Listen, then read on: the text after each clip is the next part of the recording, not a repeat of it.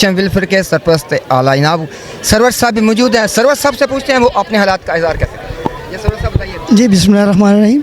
बिल्कुल जी ऐसे ही है जैसे हमारे डिप्टी डायरेक्टर साहब ने फरमाया और हमारे असिस्टेंट डायरेक्टर साहबा ने कहा है, ये बिल्कुल ऐसे ही है। 1000 लोगों के लिए जो है वो राशन पैकेज जो है वो हमारे मिनिस्टर से शौकत साहब के लिए हम दे रहे हैं और चीफ मिनिस्टर साहबा की वो इंग्री पे ये कर रहे हैं। और इसके अलावा हमारे जो हमारी पश्चिम वेलफेयर फाउंडेशन उसके हवाले से हमने 500 लोगों को कुक फूड नहीं पहले दिया था और 250 लोगों को हमने जो है वो राशन तकसीम किया है। मेडिकल कैंप लगाए हैं।